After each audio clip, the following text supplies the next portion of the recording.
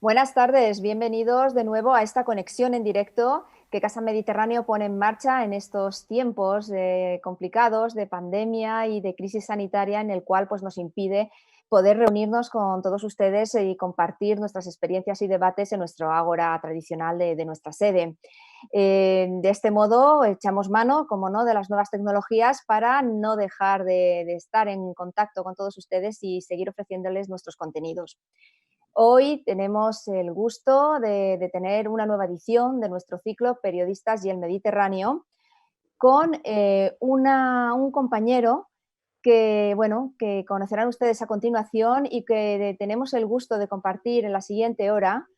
Y se trata nada más ni nada menos de que Javier Martín. Él es periodista corresponsal en el norte de África, concretamente en Túnez, Libia y Argelia, y ha aceptado amablemente nuestra invitación a compartir este espacio desde su domicilio en Túnez. Muchas gracias, Javier, por estar aquí. Buenas tardes. Buenas tardes, muchas gracias. Es, como digo, una suerte tener a Javier con nosotros, que a lo largo de la siguiente hora va a compartir sus experiencias, su sabiduría, su visión de la actualidad de esta zona del Mediterráneo, de esta zona del Mediterráneo que comprende lo que es el tradicional Magreb. Pero no solo eso, sino también mucho más, porque la trayectoria de Javier es rica y amplia en cuanto al periodismo y al conocimiento de los países, sobre todo de los países árabes. A continuación les voy a hacer una breve presentación. Javier es licenciado en Filología Árabe por la Universidad Complutense de Madrid, así como en Filología Hebrea por la Universidad de Salamanca. También tiene un máster en Periodismo y Cooperación Internacional y en Marketing Online por la Online Business School en colaboración con la Universidad de Barcelona. En la actualidad, como les he comentado, es delegado de la agencia EFE en el norte de África, en concreto en los países de Túnez, de Libia y Argelia, y desde luego podemos afirmar que es uno de los mayores, de los periodistas con mayor experiencia sobre el terreno en Oriente Medio, donde vive desde el año 1996. Fundador de la primera corresponsalía permanente de la agencia EFE en Irán en el año 2009, donde permaneció hasta 2011, trabajó además durante más de una década en su oficina central en Oriente Medio, donde cubrió como enviado especial guerras como la de Irak en el año 2003 y la del Líbano en 2006. Desde finales de ese año hasta 2008 fundó en El Cairo el nuevo servicio de noticias en árabe para la agencia EFE. Ya en 2011 fue testigo directo de la caída del líder libio Muammar Gaddafi y en 2012 viajó a Siria como enviado especial al conflicto civil que vive y asola el país desde entonces. En enero de 2014 también fue nombrado delegado de la agencia EFE para Israel y Palestina, puesto que le dio la oportunidad de cubrir la última ofensiva israelí en Gaza. Actualmente, como hemos comentado, está sentado en el norte de África, pero él no para, sigue viajando y sigue cubriendo todos los conflictos que asolan esta zona de planeta. Con 20 años de experiencia como corresponsal en la agencia EFE, entró a trabajar en 1998 y tras colaborar con diversos diarios españoles como el Tribuna de Salamanca, El Mundo y también Radio Monitor de México. Es autor además de 5 reconocidos libros sobre los diferentes conflictos de la región. El primero de ellos, Hezbollah, el brazo armado de Dios, suníes y chiíes, los dos brazos de Alá. Estos libros, ambos dos, fueron elegidos como los mejores del año sobre Oriente Medio por la revista Foreign Policy en 2006 y en 2008 respectivamente. En 2011 publicó Los Hermanos Musulmanes y en 2013 La Casa de Saud. Ya 2 años después, en 2015, salió a la luz el libro Estado Islámico, Geopolítica del Caos. Además de escribir y de cubrir toda la información y toda la actualidad que cubre, que asola el mundo árabe, en 2012 promovió junto a la periodista Cecilia Ballesteros la publicación del libro Queremos saber, donde junto a 11 de los corresponsales españoles más prestigiosos se disecciona la crisis del periodismo y se reflexiona además cómo esta crisis en la información internacional nos afecta a todos. También ha participado como prologuista en el libro ¿Qué fue de las primaveras árabes? Cronista de guerra, sus experiencias durante la invasión de Irak en 2003 están recogidas en el libro publicado ese mismo año por la agencia EFE titulado Objetivo Bagdad, 12 corresponsales en la guerra de Irak. Y como premio a toda esta trayectoria interesantísima y amplia, en 2018 fue galardonado con el Premio Internacional de Periodismo Julio Anguita Parrado, así como el año pasado, en 2019, con el premio Cirilo Rodríguez, uno de los más prestigiosos del periodismo español. Este último, Cirilo Rodríguez, es el más importante para los corresponsales, donde fue también finalista anteriormente en 2 ocasiones, en 2006 y 2013. Profesor, además, del curso monográfico sobre Oriente Medio en el Centro Superior de Estudios de la Defensa, CSDEN, Javier Martín ha asesorado en diversas tesis doctorales y dictado conferencias en universidades de España y Estados Unidos. También ha colaborado ocasionalmente con otros medios como el diario El País, las revistas Global, el diario digital Huffington Post, la revista Alternativas Económicas, Contexto, Infolibre, la revista eldiario.es y el programa Vivir, que son 2 días de la cadena SER. Además de toda esta actividad, Javier también desarrolla otros proyectos como este último del que les vamos a hablar y que está a punto de ver la luz. Se trata de un nuevo libro, No hay tierra sagrada para los vencidos, con la editorial Blume, dentro del proyecto Libyan Crossroads 2010-2020, que lleva a cabo con el fotógrafo Ricardo García Vilanova y la ONG Novak. Javier, muchísimas gracias por estar aquí de nuevo, un amplio currículum que desde luego en este tiempo de Casa Mediterráneo vamos a sacar buen provecho y vamos a saber sobre tu visión y sobre qué está sucediendo en esta parte del mundo.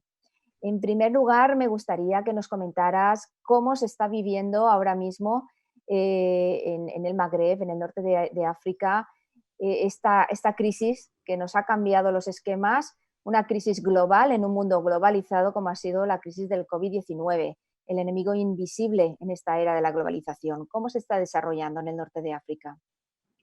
Bueno, pues muchas gracias, buenas tardes a todos. En Túnez, en Argelia, en Libia se está desarrollando de manera diferente. Es verdad que tanto Argelia como Túnez fueron muy rápidos a la hora de imponer medidas para controlar el COVID, de confinamiento, cierre de fronteras y otra serie de medidas. Las pusieron muy rápido, a mitad de marzo. Y siguen cerrados, no esperamos que abran las fronteras hasta finales de este mes de junio. El impacto en números es pequeño, hay un número de víctimas bastante pequeño si comparamos cómo ha afectado en Europa, tanto en Argelia como en Túnez. Evidentemente tenemos dudas de cuáles son las cifras oficiales porque no se hacen tantos test como se hacen en otros países, pero en principio pues el impacto, lo que es la enfermedad en sí misma, es pequeño. Creo que en Túnez no llega a 50 muertes, en Argelia un poquito más, hablamos de 500 o 600. Pero lo que sí que está teniendo es un impacto muy, muy importante y creo que muy grave de cara al futuro en el terreno económico, porque son países donde la economía informal es dominante, donde la mayor parte de la gente come si ese día ha trabajado, si ese día no ha trabajado no tiene dinero para comer porque viven al día con trabajos bastante precarios y que si no sales a la calle a trabajar no tienes una posibilidad de ingresos. Es verdad que tanto Túnez, sobre todo, pero también Argelia, han intentado dar ayudas a las personas más desfavorecidas, pero no ha sido fácil ni sencillo y no ha llegado a todo el mundo. Por lo tanto, lo que hemos visto es que el confinamiento lo han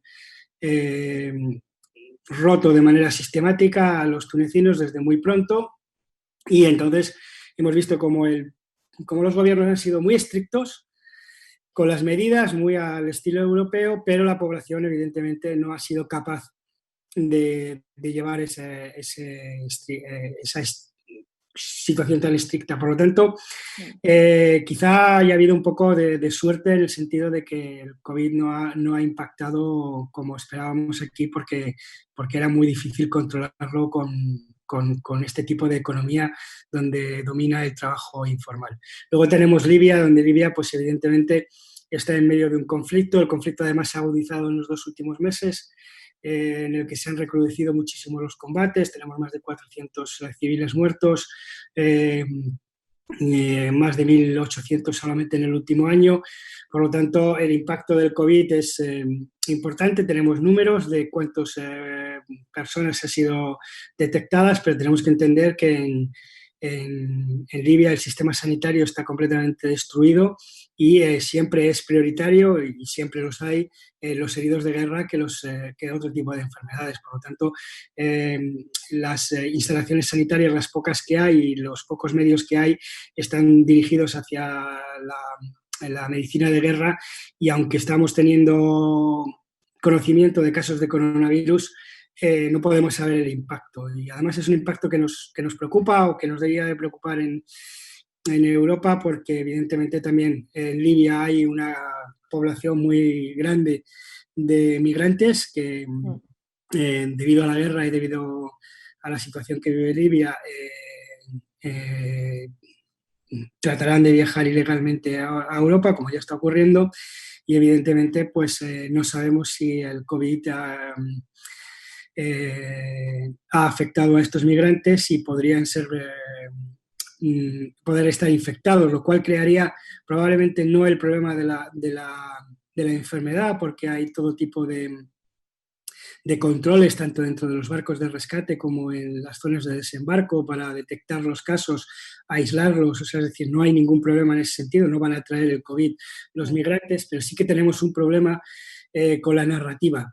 Y es que estamos viendo que hay un crecimiento importante, exponeado por el COVID y por la crisis económica, de los movimientos de ultraderecha y del discurso del odio, y tenemos el temor de que en algún momento la cuestión de la migración irregular, que siempre ha sido muy sensible y que siempre ha estado muy criticada por estos movimientos ultraconservadores, puedan utilizar la excusa del COVID para marginalizar aún más o criminalizar aún más a los migrantes, intentar que se cierren más las fronteras y que se impongan unas políticas más restrictivas. No solamente lo decimos aquí los periodistas, esto mismo lo ha dicho la ONU y el ACNUR, que el peligro mayor a partir de ahora con la inmigración irregular es el riesgo que existe de estigmatización.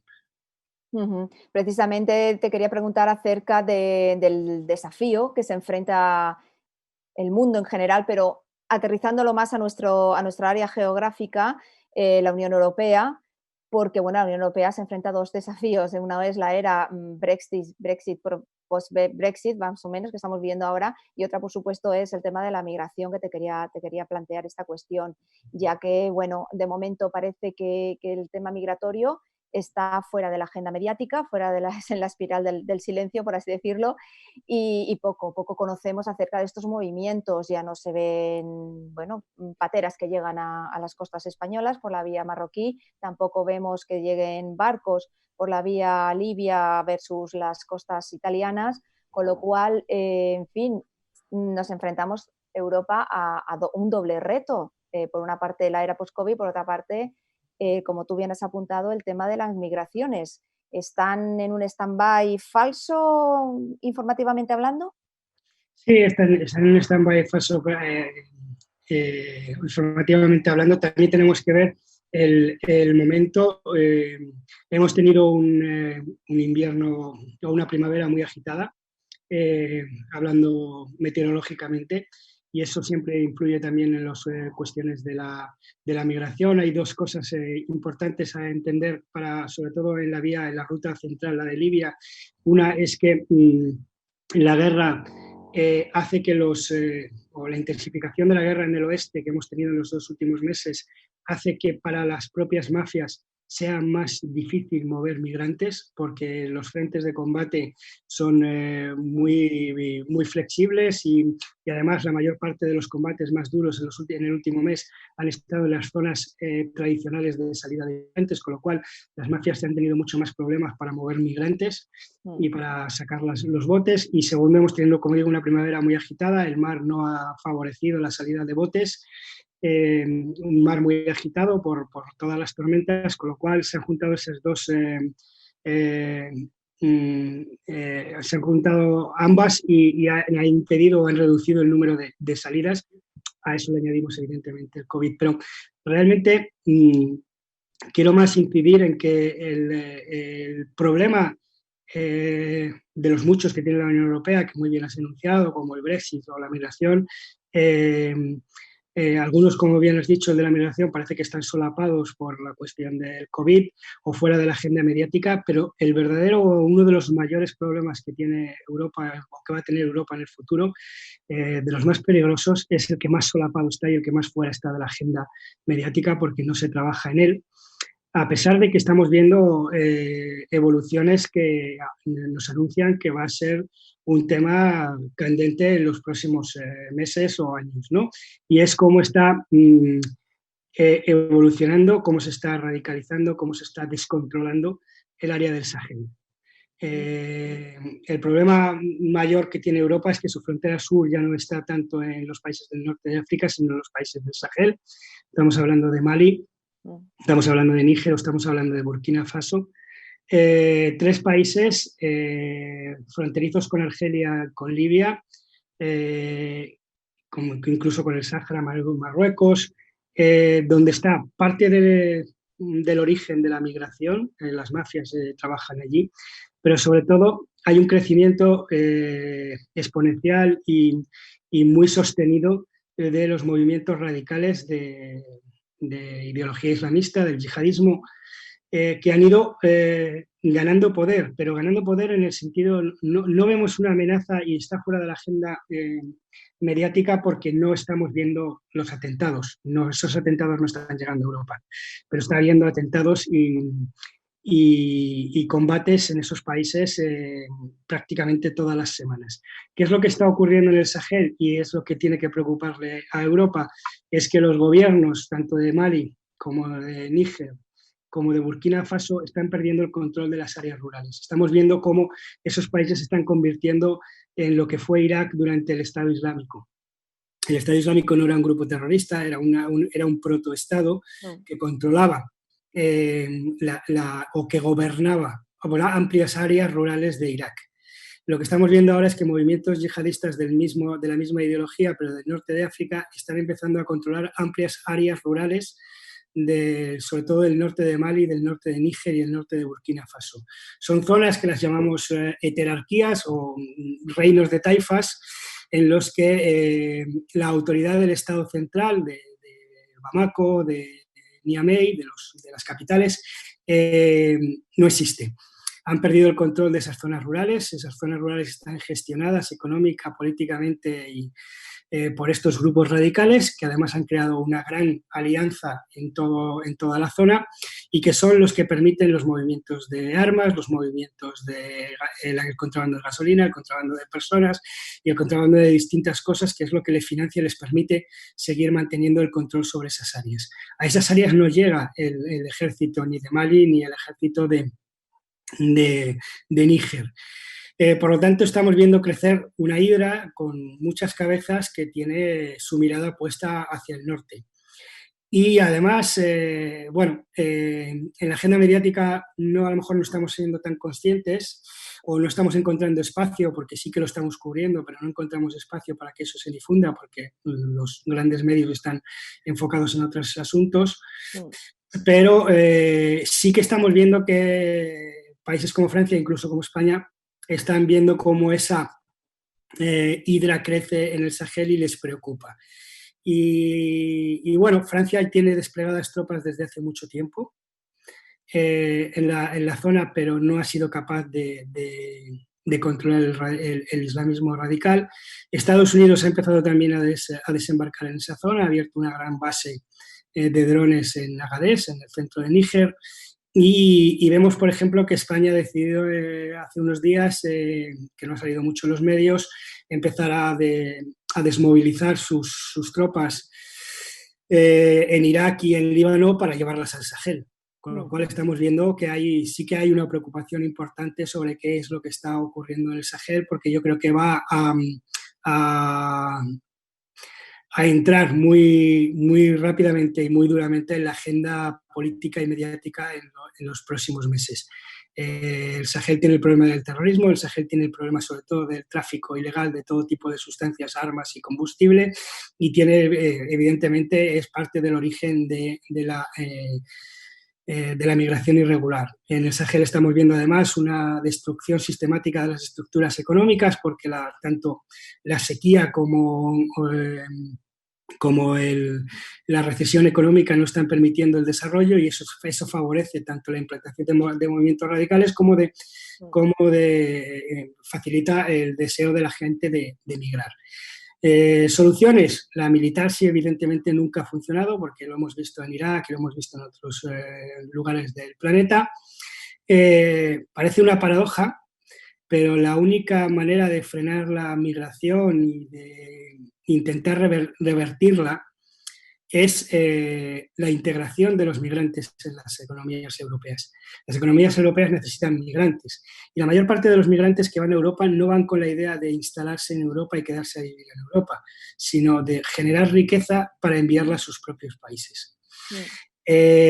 Si somos conscientes de eso, hay familias que mandan a un miembro de la familia a ver si puede trabajar en Europa y ese miembro de esa familia les manda remesas con las que el resto de la familia pueden ir a estudiar o pueden trabajar o pueden subsistir en sus aldeas y en sus poblados.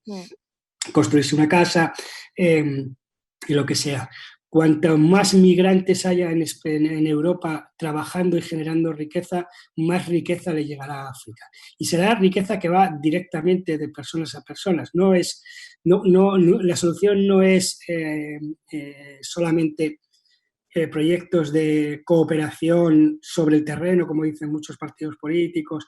Tenemos que no, vamos a darle dinero a las ONG sobre el terreno y que ellas las desarrollen. No, yo creo que la riqueza hay que generarla en la gente. Si tenemos 1.000 migrantes que mandan 1.000 euros cada mes a sus países de origen, estamos haciendo más que cualquier ayuda a través de una ONG, porque esos migrantes están ayudando a que esas familias puedan mantenerse y puedan seguir viviendo en su país. Tenemos que integrar a los migrantes, ayudarles a que se formen, darles herramientas para que generen proyectos de vida y luego que vuelvan a sus países y los implantan. Entonces, la integración es siempre mucho más, aunque parezca paradójico, integrar es la manera más fácil de frenar la migración. También, por otra parte, también ayudar, ¿no?, a que luego ese dinero que llega a los países de origen allí pueda prosperar con infraestructuras adecuadas, que las familiares puedan estudiar, pero en su país, por ejemplo, que se desarrolle esa pequeña infraestructura para que luego puedan generar riqueza en su país de origen. Por eso digo que tiene que ser una combinación entre la integración, digamos que puede ser mucho más, si nosotros lo que queremos y es una buena idea, crear proyectos sobre el terreno que ayuden a mejorar infraestructuras o ayudemos a gobiernos a que crean infraestructuras en esos países, pero no generamos riqueza entre la gente, hemos hecho la mitad del trabajo.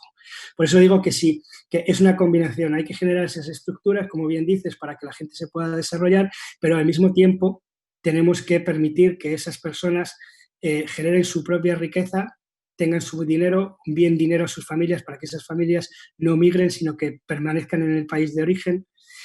Si combinamos las dos cosas, probablemente hallaremos un mejor camino hacia la solución. No estamos hablando de la panacea, pero probablemente se acerque más a la solución, porque la migración no va a dejar de existir. Estamos hablando de una población que crece muy rápido y que se está duplicando y que dentro de 10 años o 20 años vamos a tener 600 millones de africanos con 20 años que necesitan trabajar y desarrollar su vida. Por lo tanto, cuando expulsamos a migrantes irregulares, lo que estamos es casi prácticamente tirando piedras en nuestro propio tejado, porque primero estamos perdiendo trabajadores en sectores que hemos visto, además lo ha demostrado el COVID, cuando se ha generado este enorme bolsa de paro en España porque había COVID, se ha ofrecido a mucha gente, a muchos incluso españoles, ir a trabajar, a recoger la cereza en el campo y nadie lo ha querido, porque son trabajos que no quieren, pero sí que tenemos temporeros africanos que lo hacen. Digamos que son tipo de trabajos que los europeos pueden asumir y cuando echamos a los migrantes estamos tirando piedras a nuestro propio tejado porque primero perdemos mano de obra y segundo, esa persona que hemos echado o que hemos expulsado en caliente o en frío, como queramos, lo que va a hacer es volver a entrar en la rueda de la migración ilegal, va a volver otra vez a la mafia. De las mafias, efectivamente. de las Con lo cual mafias. estamos alimentando a las mafias, porque las mafias saben que las mafias son muy felices cuando expulsamos, porque saben que si le han cobrado 1.000 euros a ese migrante por intentar cruzar y ese migrante ha sido expulsado, lo que va a hacer ese migrante es intentar conseguir otros 1.000 para volver a hacerlo, con lo cual estamos alimentando la máquina de la mafia. Desde luego que hay que buscar métodos, hay que buscar maneras de poder, regularizar esos flujos migratorios y darle cabida a esa demanda que tiene Europa de esta mano de obra, desde luego, y por otra parte, de alguna manera, hacer frente a esas mafias de una manera más legal. Es quizás una buena oportunidad esta del Brexit y también del COVID para que los países del sur de Europa quizás vuelvan una mirada un poquito más amplia a sus vecinos del norte de África, del sur del Mediterráneo, y hablemos de una zona geoestratégica interesante, importante como es el Mediterráneo, donde fluya más, digamos, la cooperación entre países de uno y otro continente. Sí, porque además yo creo que es una idea falsa que tienen los países del norte, como que los problemas del Mediterráneo son de los países sur del Mediterráneo, y cuando vemos los problemas todo lo que ocurre en el Mediterráneo afecta a toda Europa, de norte a sur, ya sea a España o al Peñón de Gibraltar o Algeciras, y afecta igualmente a Rouaini en el Círculo Polar Ártico. Europa tiene que entender eso. Yo creo que el norte de África, el norte de Europa tiene que llegar a entender eso, los países sobre todo escandinavos y germanos, que el Mediterráneo no es un problema de los países del sur, es un problema europeo global. Y lo estamos viendo, por ejemplo, en lo que es el conflicto en Libia, ¿no? Que es un conflicto que se ha complicado mucho en el último año, que ha pasado de una guerra civil en 2015 entre dos de los grupos rebeldes que expulsaron a Gaddafi, o dos de las partes rebeldes que expulsaron a Gaddafi. Es el gobierno creado por la ONU en Trípoli en 2016, llamado Gobierno de Acuerdo Nacional, y el general Haftar, que controla el este del país. Lo que era una guerra entre ambas partes en 2015 es a día de hoy una guerra multinacional. Realmente Libia podemos decir que es el primer conflicto totalmente privatizado de la historia contemporánea. Es decir, es un país privatizado, significa que no combaten ejércitos, no hay ningún ejército combatiendo. Turquía ha mandado soldados, pero no son soldados de combate. Es el único país que ha enviado soldados, pero el resto no. El ejército libio no existe. Por lo tanto, tanto el GNA en Trípoli como Haftar lo que tienen es un grupo de milicias aliadas, cada uno, que combaten entre sí. A esas milicias aliadas, que además combaten por dinero y que cambian de bando según quién les pague más o quién les pague menos, a esas milicias locales en el último año sobre todo se le han unido varias decenas de empresas privadas de seguridad, es decir, mercenarios extranjeros. Y entonces tenemos ahora combatiendo en Libia, del lado de Haftar, en el este, tenemos pues al grupo Wagner, que es muy conocido y que es probablemente la empresa de mercenarios más importante, una de las más importantes del mundo y la más importante de Rusia, que Wagner se creó para combatir en Ucrania, que ha combatido en Siria y que ahora está presente en Siria, en Libia, y que está combatiendo en Libia del lado de Haftar. Pero Haftar tiene además milicias sudanesas, árabes, Janjaweed, que combatieron del lado del presidente Omar Hassan al-Bashir en Darfur y que están acusadas de crímenes contra la humanidad. Pero también tiene además mercenarios de Chad, de cuando él era el jefe de los ejércitos de Gaddafi y combatió en Chad, tiene muchos aliados. Por lo cual estamos viendo que el ejército de Haftar son milicias locales y mercenarios rusos, sudaneses y chadianos. Y del otro lado tenemos lo mismo, tenemos milicias locales y luego, que es un fenómeno nuevo y que hemos cubierto mucho en EFE, mercenarios sirios. Estamos viendo que en los últimos 3 meses han desembarcado en Libia más de 10.000 mercenarios sirios, traídos por Turquía. Turquía ha traído mercenarios de grupos que combatían en Siria a Bashar el-Assad, los ha movido a Libia y ahora combaten del lado del gobierno ONU de Trípoli. Hay mercenarios sirios luchando de parte de este gobierno. ¿Qué es lo que está ocurriendo? Con la experiencia adquirida en el conflicto sirio. Claro, y sobre todo porque date cuenta que en Siria, un combatiente, un sirio que lleva 10 años en guerra, el pobre, recibe a unos 90 euros al mes por combatir en una milicia, ¿vale? En Libia, ese mismo combatiente recibe 1.500 euros al mes.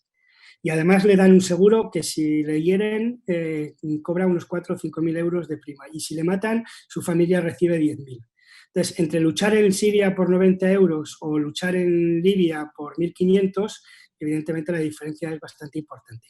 Entonces, hemos llegado a un absurdo en el que en Libia están mercenarios de oposición a Bashar el-Assad combatiendo con Turquía a favor del gobierno de Trípoli, contra mercenarios de la oposición, mercenarios del gobierno de Al-Assad, pro gobierno de Al-Assad, contratados por Rusia, que trabajan o que combaten a favor de Haftar. Por lo tanto, hay sirios que han dejado de pelearse en su propio país para pelearse en Libia por dinero.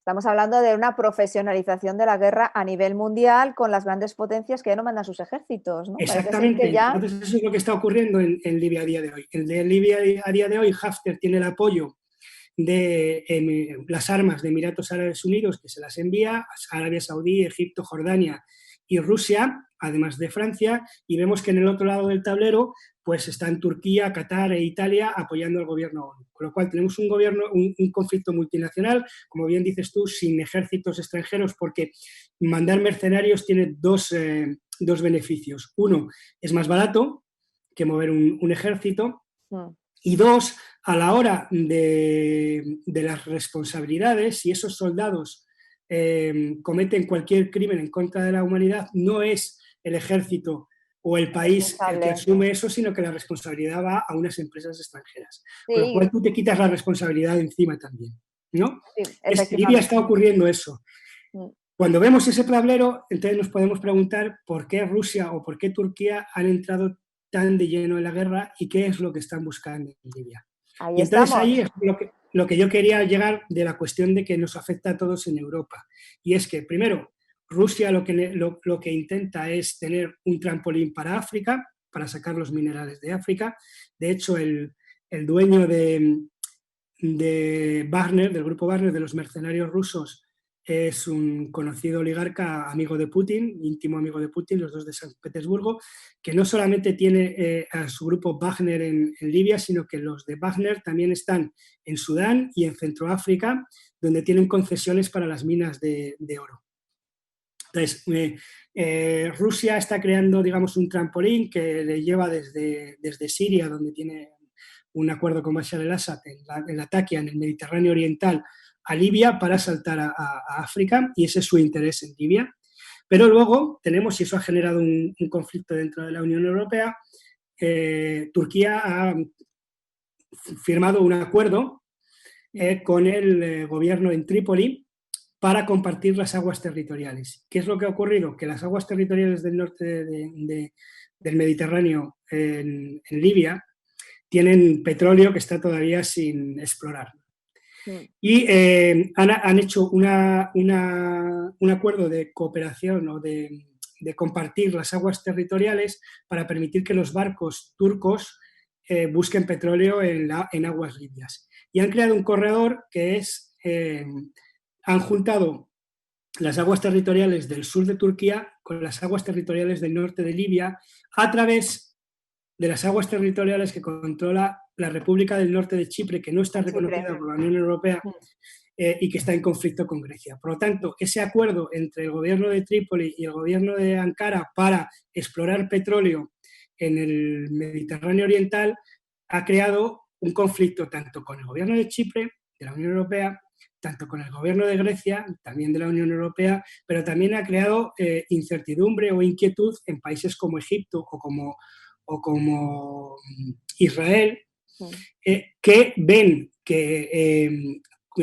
Turquía está construyendo un pasillo en medio del Mediterráneo y que les aísla a ellos en la zona del Mediterráneo oriental. Con lo cual, ese es un problema europeo y lo que está pasando en Libia va más allá del problema de la migración. Es un problema europeo que estamos viendo cómo las rutas en el Mediterráneo oriental están cambiando de manos y cómo países como Turquía o como que ya le hace chantaje a la Unión Europea con la migración, está consiguiendo ganar espacio territorial en el Mediterráneo oriental, al igual que Rusia. Y en este interesantísimo tablero de ajedrez de la geopolítica mundial, ¿qué papel está desempeñando China? Nos olvidamos del gigante asiático que también ha puesto sus ojos en el continente africano y me gustaría que nos comentaras su estrategia en el norte de África.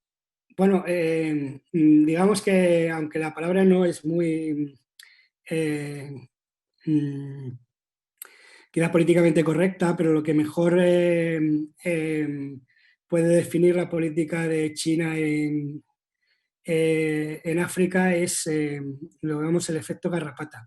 Es decir, China lo que hace es absorber los recursos mineros y las materias primas de África y llevárselas al exterior, no solamente el petróleo, sino también los minerales.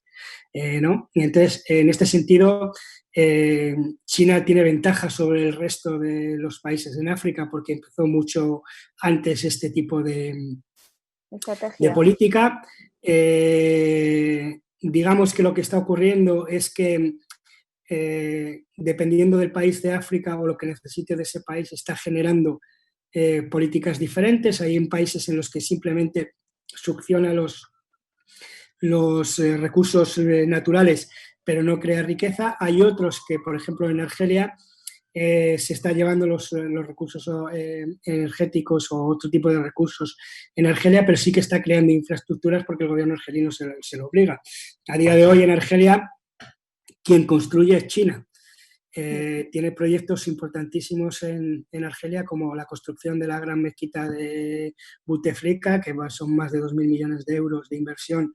Eso lo está construyendo China. La autopista que va toda la costa del norte del Mediterráneo, entre Marruecos y Túnez, la está construyendo China. En 2022 Argelia tendrá un nuevo puerto de aguas profundas para el comercio de grandes buques a unos 30 kilómetros, 40 kilómetros de Argel. Eso lo está construyendo China. Los estadios que se iban a hacer para los Juegos del Mediterráneo, que tenían que celebrarse el año que viene y han sido pospuestos por el COVID, los está construyendo China. Una serie de hospitales privados que están poniéndose por toda Argelia lo está construyendo China, igual que los está construyendo en Túnez. Con lo cual, que sí hay en los países en los que China está ayudando a desarrollar ciertas infraestructuras a cambio de llevarse, evidentemente, los recursos naturales. En otros países más de África, no, simplemente se llevan los recursos y ya está. Pues interesantísimo, desde luego, todo este repaso que nos estás haciendo, la actualidad al margen de la agenda mediática. Te lo agradecemos de verdad porque es un placer conocer la actualidad. ¿Qué te parece, Javier, si hablamos de periodismo? Porque, bueno, con las nuevas tecnologías, desde luego que el comienzo de siglo, en lo que a la profesión se refiere, ha dado un giro radical. Nos ha aligerado bastante a la hora de realizar nuestro trabajo del día a día, pero a la vez también la inmediatez a la hora de comunicar es un cortaprisas que no siempre beneficia a la actividad pausada que requiere un buen periodismo de investigación y de análisis y de conclusiones. ¿Qué te parece esta nueva forma de comunicar la realidad? Bueno, yo creo que el periodismo se ha ido empobreciendo desde hace prácticamente una década. Ha ido además perdiendo poder. Ha perdido, digamos, cuáles son dos de sus grandes esencias. Uno, que es ser, digamos, el Pepito Grillo o el controlador del poder. Muchos periodistas o muchos periodismos hemos creído que somos parte del poder y queremos jugar y que pensamos que una información puede cambiar unas políticas, pero no lo hacemos simplemente de manera crítica, sino al contrario, creemos que tenemos poder y nos gusta estar junto a los poderosos, cuando el trabajo del periodista no es estar junto a los poderosos, sino controlar a los poderosos, ¿no? Ese paso que hemos dado es, digamos que probablemente a día de hoy el mayor error que ha cometido el periodismo y que ha hecho que, pensando que iba a ser más poderoso estando con el poder, es ahora menos poderoso porque es manipulado por el poder. Y eso lo vemos en el tipo de periodismo que se hace, sobre todo a través de las televisiones, donde hemos pasado de tener periodistas a tener tertulianos, a tener personas que bajo el nombre de periodistas se dedican a defender sin ningún tipo de objetividad a una parte o a otra. Se ha polarizado la información y los periodistas nos hemos polarizado y a día de hoy ves a periodistas que realmente parecen más miembros de un partido político que periodistas en sí mismos, ¿no? Con lo cual, y ese es el tipo de periodismo que vemos en las televisiones todos los días. Y creo que es un periodismo que daña mucho a la democracia porque en vez de, como digo, controlar a la democracia o ser, digamos, el Pepito Grillo, se ha convertido en una parte del juego polarizado de los políticos. Creo que ese es el primer y más grave problema que tiene el periodismo a día de hoy, el hecho de que los periodistas hayan perdido gran parte de su independencia. Sí, en lo que se refiere al periodismo televisivo, precisamente se ha traspasado esa barrera clásica de lo que era de lo que era información, de lo que era espectáculo.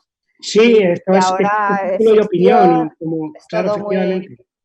Eso ya no es periodismo, no le podemos llamar periodismo, le podemos llamar de cualquier otra manera, pero cuando estas televisiones y estos medios de televisión dicen más periodismo y tal, están mintiendo al ciudadano porque realmente no están haciendo periodismo, están haciendo espectáculo y están haciendo, bueno, pues eso, animando la discusión política.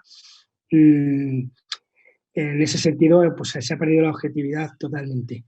Luego está la segunda parte y es que esa inmediatez de la que hablas y que nos la da sobre todo las redes sociales. Exacto. Yo creo que a día de hoy el mundo es más pequeño de lo que era antes. Aunque podamos tener una ventana, como la decía Forges, ¿no? En el Aleph, que nos permite ver por un agujero lo que pasa en el resto del mundo, pero realmente no la estamos utilizando bien. Y yo creo que a día de hoy el mundo que ven las nuevas generaciones es más pequeño que el mundo que veíamos nosotros.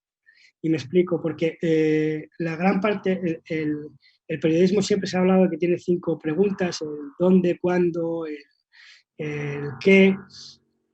Y en esas 5 preguntas, como el espacio se ha ido reduciendo, la pregunta más importante, que es el por qué, ha perdido su espacio. Cada día vemos las noticias y las noticias casi nunca tienen el porqué. Casi nunca hay el contexto. Si hay que cortar, se corta el contexto. No miramos atrás para saber qué es lo que pasa hoy o qué es lo que puede pasar en el futuro. O sea, despreciamos el pasado porque estamos más pendientes del próximo tuit o del futuro, de que ¿no? Como dicen en los periódicos, no, es que la página web está, no la hemos renovado está desfasada porque hace 5 horas que no colgamos una nueva noticia, ¿no? La tiranía de la inmediatez y la tiranía del actualizar. Con lo cual, no reflexionamos, no buscamos el porqué y por lo tanto hemos empobrecido el periodismo. Y lo que ocurre es que cuando hacemos eso, a día de hoy tenemos la sensación de que existen dos mundos paralelos. 2 mundos paralelos que caminan de manera paralela, pero que no terminan de entrecruzarse, y cuando lo hacen generan un desconcierto absoluto. Y es que una cosa es lo que ocurre en las redes sociales, donde hay una vida, donde se generan una serie de cuestiones, y otra cosa es lo que ocurre en la realidad. O sea, las redes sociales no son la realidad. En el mundo real, que es el que no está en las redes sociales, ocurren cosas de las que no nos estamos dando cuenta porque solamente miramos ese mundo de las redes sociales. Cuando salimos de las redes sociales al mundo real, de repente nos desconcertamos porque eso, ¿qué es lo que ocurre?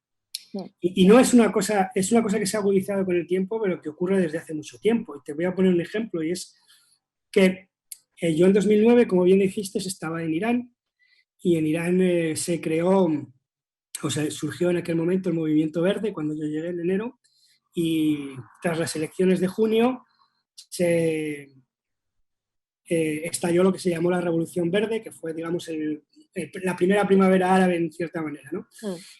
El gobierno iraní fue muy, muy duro, expulsó a todos los corresponsales que había allí, excepto los 3 que vivíamos permanentemente, el de Reuters, el de AFP y yo, que pudimos seguir viviendo, pero trabajando y viviendo con unas enormes restricciones. Todo sucedía en el centro de Teherán. No sé si conocen Teherán, pero Teherán es una ciudad que asciende hacia la montaña desde los 200 metros a nivel del mar hasta los 1800 al nivel del mar. Y los barrios altos de los 1800 metros del mar es donde viven normalmente los extranjeros y las personas de más dinero. Las protestas ocurrían, la mayor parte de ellas, en la parte baja, que es donde está el Teherán histórico de toda la vida. Se nos impedía a los extranjeros, ya fuéramos diplomáticos o periodistas, bajar a la zona de las protestas, ¿no? Había muchos controles por parte de los basiyis para que no pasáramos. Pero, bueno, pues con disfraces, con diferentes maneras, al final podías bajar, ¿no? Te la jugabas, pero podías bajar. Y recuerdo que uno de los días no teníamos los móviles, no podíamos grabar vídeos como ahora, evidentemente, ese tipo de cosas. La tecnología no es la que es hoy, pero sí que había teléfonos móviles que te podían contactar o teléfonos satelitales y tal. Entonces, yo estaba en una plaza intentando ver qué es lo que ocurría y la plaza estaba completamente vacía. No había nadie en esa plaza, ¿vale? Había unos cuantos vasillos, pero nada más. Y cuando estaba en la plaza, me llamaron de la redacción en Madrid para decirme que si podía enterarme de que estaba habiendo una matanza y una protesta en esa plaza, en ese momento, porque lo habían visto en las redes sociales. Las redes sociales decían que en esa plaza, a esa hora, estaba habiendo una represión brutal por parte de la policía de los manifestantes. Yo empecé a mirar a los lados y decía, pero ¿estás segura de que es esta plaza? Porque es que yo estoy en la plaza y aquí no ocurre nada, no hay nadie. No, es que las redes sociales están ardiendo diciendo que en esa plaza ocurre. Digo, las redes sociales pueden contar lo que tú quieras. Digo, pero yo que estoy aquí en la plaza, me costó convencer a mi redacción de que lo que estaba ocurriendo en las redes sociales no estaba ocurriendo en la realidad. O sea, claro, era más fuerte las redes sociales que tú, que eras claro, porque las redes sociales en ese momento, además, Irán estaba cerrado, tiene un sistema propio de Internet y hay que saltar para poder, por ejemplo, yo leer el diario Marca, si quería enterarme de cómo ha quedado el partido del Salamanca, tenía que entrar a través de una web pirata, ¿no? Como si estuviera entrando, porque los iraníes tenían un control muy férreo del Internet exterior al país, ¿no? Tenían su propia red interna de Internet. Con lo cual, no era muy fácil que la población pudiera enviar material y decir exactamente lo que estaba ocurriendo. ¿Quién estaba moviendo el movimiento verde en las redes sociales? Opositores en el exilio que estaban en París, en Washington, y que no estaban en el terreno. Por lo tanto, estamos hablando de que una cosa ocurre en el mundo virtual y a lo mejor lo que está ocurriendo en el mundo virtual no refleja lo que está ocurriendo en el mundo real. En 2011, con las primaveras árabes en Cairo, pasó prácticamente lo mismo. Es decir, se habló de que los movimientos, que fueron las redes sociales las que animaron el levantamiento contra Mubarak. Pero claro, tenemos que decir que en 2011 la cantidad, porque esos son registros oficiales que están en Internet, el número el porcentaje, de penetración de Internet en la población egipcia en 2011 era inferior al 20%. O sea, solamente el 20% de la población egipcia tenía acceso a Internet en 2011. Estamos hablando de un país de 100 millones, significa que el 20% de la población son 5 millones. En el Cairo viven casi 20, o sea que estamos hablando de que además la penetración de Internet era en las zonas urbanas. Estamos hablando de que la revolución la hicieron unas decenas de miles de personas en Internet y que no estaba ocurriendo en todo el país un levantamiento contra Mubarak, porque solamente unas miles de personas tenían acceso a lo que estaba ocurriendo. ¿Por qué triunfó la revolución El Egipto, Egipto. pues porque realmente quien necesitaba acabar con Hosni Mubarak, con las personas que seguían a Hosni Mubarak, eran otros miembros del ejército. Ya había una pelea dentro del ejército desde hacía tiempo entre oficiales que querían mantener el sistema y los oficiales próximos a Hosni Mubarak que querían mantener su propio sistema y estaban favoreciendo la subida de su hijo Gamal, que ni siquiera era soldado. O sea, ni siquiera era militar. Por lo tanto, había una parte del ejército que estaba en contra de la ascensión de Gamal Mubarak y otra que estaba a favor. Y se creó un conflicto entre ambos, entre ese conflicto durante 10 años se fue agudizando y estallaron las primaveras árabes. ¿Por qué digo que el régimen o una parte del ejército favoreció la revolución popular para que aquello pareciera que el pueblo egipcio estaba tirando a Mubarak? Porque Egipto es un país que realmente puede controlar los medios de comunicación como quiera, ¿no? Claro, resulta extraño que durante más de una semana las cámaras de la televisión Al Jazeera o de la televisión BBC, que estaban instaladas en la azotea del Hotel Hilton en la Plaza Tahrir, pudieran retransmitir en vivo a todo el mundo lo que estaba ocurriendo en la Plaza de Tahrir sin que les cortaran la señal. Eso quería decir que alguien del régimen estaba a favor de que aquello se viera y que se generara un movimiento en contra de Mubarak, porque el régimen podría haber cortado la señal, no veríamos lo que estaba ocurriendo y cuando aquellos soldados con camello entraron podrían haber cortado las señales de televisión y se acabó la revuelta, ¿no? Por lo tanto, como estamos viendo, es decir, una cosa es lo que ocurre en la realidad y otra cosa es lo que ocurre en las redes sociales.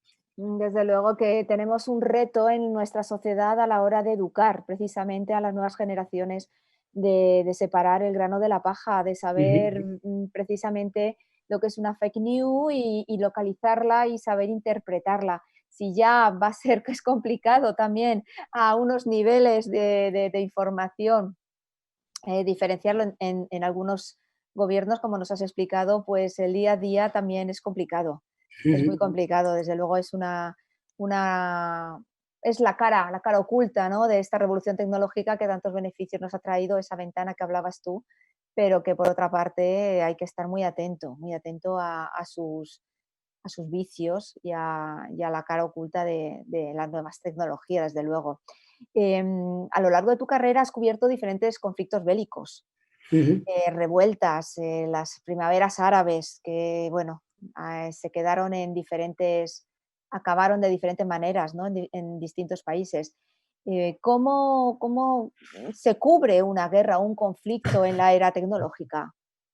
Bueno, pues con mucha más dificultad que antes, evidentemente, porque como bien dices, todo este ruido que hay en las redes sociales nos ha complicado mucho el trabajo, ¿no? Antes, evidentemente, cuando no había esto, recuerdo la primera, la de 2003, pues teníamos unas rutinas, salíamos por la mañana, desayunábamos, mirábamos a ver qué temas había, siempre pues en compañía de un fotógrafo o de otro colega salíamos a buscar la historia que habíamos oído que había, ¿no?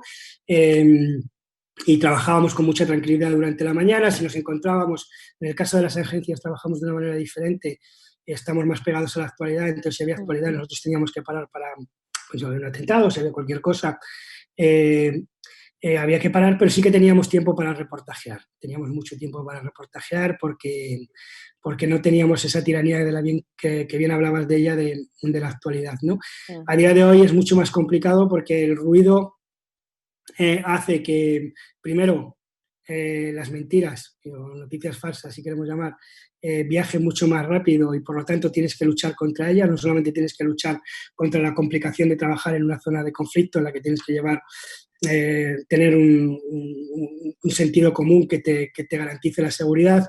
Si además tienes que estar pendientes de las noticias falsas y de pelearte con tu oficina en Madrid para decirle que lo que te cuentan en las redes sociales es mentira y que confíen en lo que estás viendo tú en la calle, pues evidentemente ha complicado mucho la situación, ¿no? Pero yo creo que, que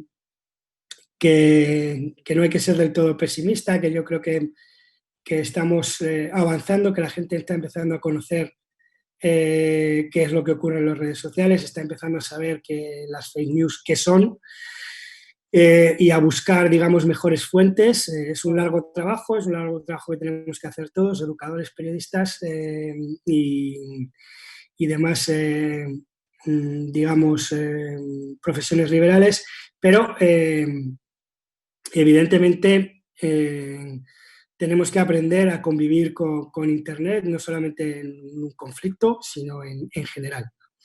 Ujú. ¿Y las nuevas generaciones, qué opinión te merecen los compañeros que llegan en otras condiciones muy diferentes a las que tú puedas estar y los corresponsales que vivís en los países, que cada vez sois menos, pero que podéis quizás disfrutar de una cómoda situación en contra del compañero que llega freelance y que trabaja para diferentes medios, tanto televisiones como periódicos, como agencias? ¿Cómo ves tú esta nueva generación de compañeros? Y sobre todo me gustaría que me dijeras, pues, qué visión o qué ganas o cómo los ves el nuevo periodismo. Hombre, con ganas tienen las de todo el mundo, las de la juventud, ¿no? Es decir, que ganas tienen muchísimas, ¿eh? Sí que es verdad que probablemente les falten a lo mejor herramientas que nosotros sí que disfrutamos, porque eh, el hecho de que, sobre todo a través a partir de 2002, se empezó a pensar que los periodistas a cierta edad tenían que empezar a retirarse, ha ayudado también a empobrecer el periodismo, porque el periodismo no es una profesión. Yo es lo que le digo a los jóvenes cuando llegan. Tenéis que entender que el periodismo en realidad es un oficio, ¿vale? Y como todo oficio, es una cosa artesanal. Si yo siempre pongo el, el ejemplo del ebanista o del zapatero, ¿no? El zapatero, cuando tienes 17 años, te sientas con un zapatero experto y el zapatero te dice, ahora haz suelas. Mm. Y cuando sepas hacer suelas perfectamente, te ayudaré a hacer lengüetas. Y cuando sepas, te enseñaré a coser la suela con el, con el cuero. Y al final sabrás poner los cordones, hacer los agujeros y tendrás un zapato precioso, ¿no? Pero claro, para conseguir hacer un zapato bien, perfecto, tienes que haber hecho 1000 zapatos antes, o 500 zapatos antes, o 300.000 zapatos antes. Depende habrá gente que haga los zapatos o aprenda más rápido y otros menos rápido. Pero tienes que aprender por fases y eso solamente te lo puede enseñar la gente de experiencia. Si quitamos a la gente que tiene experiencia del camino, con lo cual esos chicos nuevos no tienen de quién aprender. No Y tienen además, de quién aprender. claro, eso Con lo cual, empobrece también el producto. claro, empobrece el producto y estarán entregando un zapato pues más de peor calidad. Entonces, creo que ellos tienen toda la ilusión del mundo, tienen herramientas que no teníamos nosotros antes, porque antes a veces transmitir la noticia era un dolor de cabeza, porque tenías que buscar el telex que estaba más cerca, hacer cola en el telex, Sí. o si tenías un teléfono satelital, no era un teléfono como los que hay ahora, sino que tenías que casi instalarlo con una antena, con buscar la orientación del satélite y tal. Ahora viajan con un móvil que se conecta a cualquier red de internet y puedes enviar hasta un vídeo. Para Mm. mí enviar un vídeo o una foto hace años era una cosa increíble y era dificilísima. O sea, tecnológicamente están en mejor situación que nosotros, pero yo creo que conceptualmente el periodismo que viene ahora no es un periodismo más empobrecido, no por ellos, porque ellos son buenos periodistas y tienen toda la ilusión del mundo, sino que es más empobrecido primero porque no cada vez hay menos periodistas experimentados de los que aprender, y lo digo yo mismo que tengo 20 de experiencia y no me considero experimentado, yo todavía estoy aprendiendo de los mayores.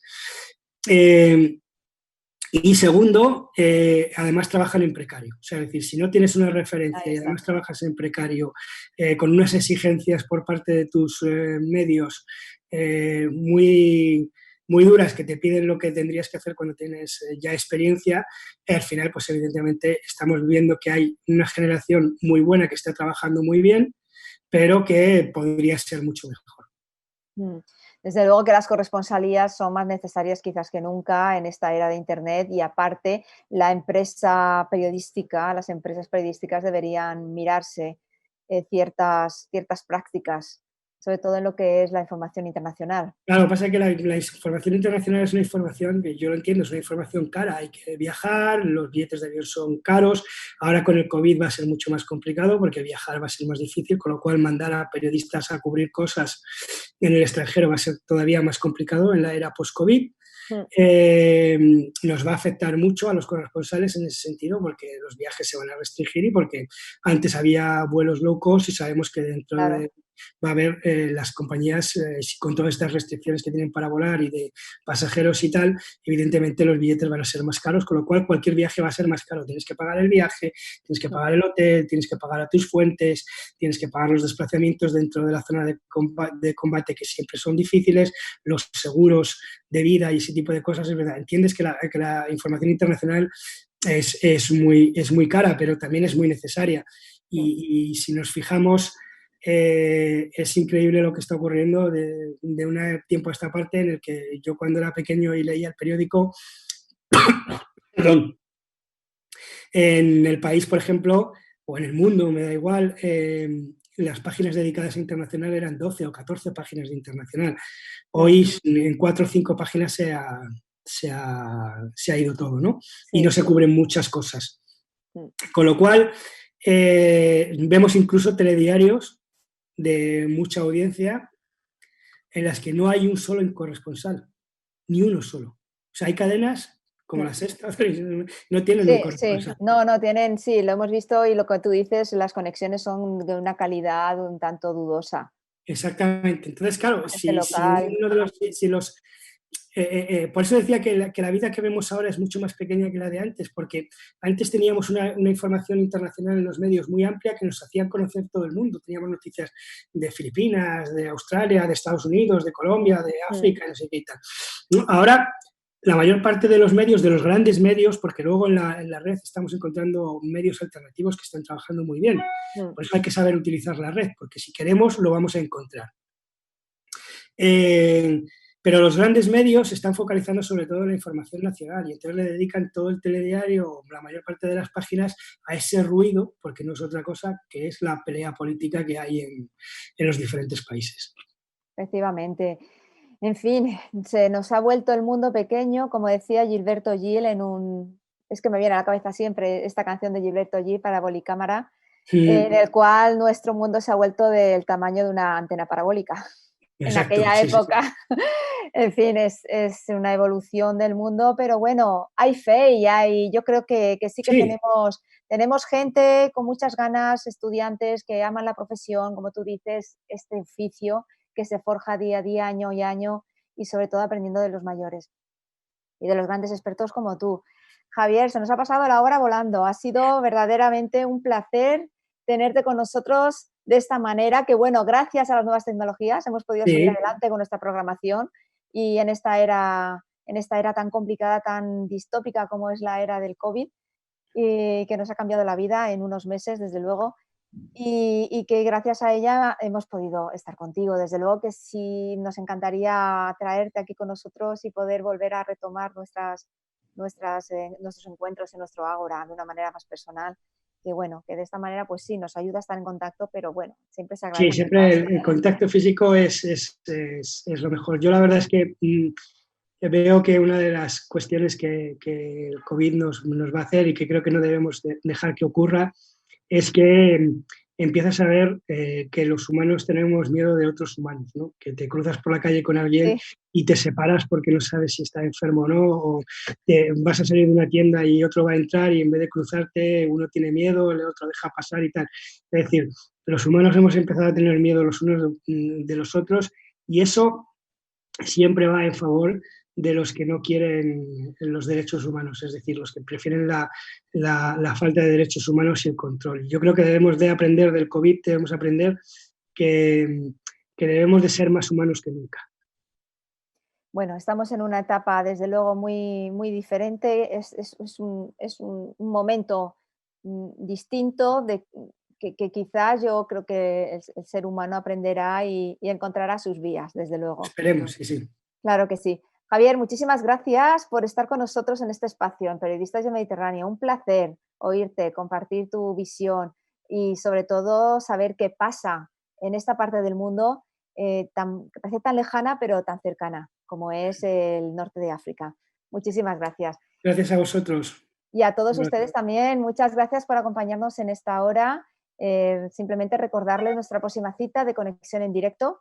Será este próximo viernes 5 de mayo a las 7 de la tarde, como cada cita, en el cual, bajo el ciclo Consejos Mediterráneos, hablaremos sobre los recursos psicológicos para afrontar los retos post-pandemia, con los especialistas y expertos Francisco Luis Bautista, Leo Farache y Úrsula Perona, en directo, como siempre, desde nuestra web de Casa Mediterráneo. A todos ustedes, muchas gracias. Gracias, Javier, y hasta pronto. Gracias a vosotros.